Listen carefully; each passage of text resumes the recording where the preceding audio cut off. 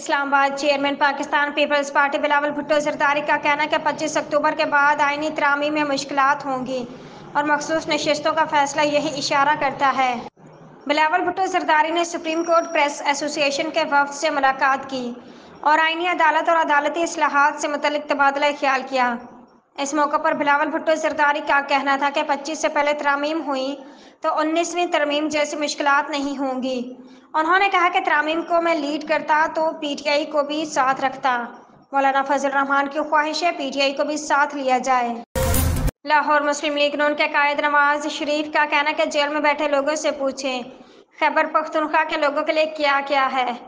لاہور میں تقریب سے خطاب کرتے مسلم لیگ ن کے قائد نواز شریف نے کہا کہ 50 لاکھ گھر کہاں ہیں، پنجاب میں کون سا تیر مار کر پنجاب میں گھسنے کی کوشش کرتے ہیں۔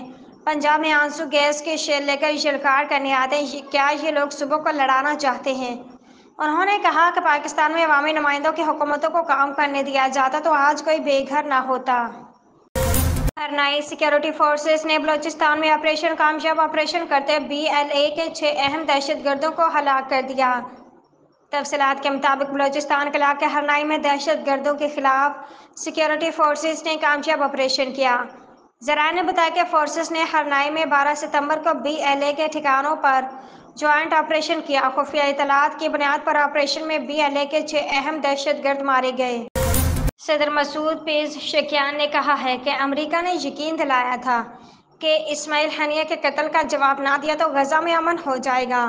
دوحہ پہنچنے کے بعد میڈیا سے گفتگو میں انہوں نے کہا کہ اسرائیل ہی تھا جس نے تہران میں اسماعیل ہنیہ کو قتل کیا۔ یورپ اور امریکہ نے کہا ہم نے جواب نہ دیا تو ایک ہفتے میں غزہ میں امن ہو جائے گا۔ ہم نے بات مان کر امن کا انتظار کیا لیکن فلسطینی کی نسل کشی کر دی گئی۔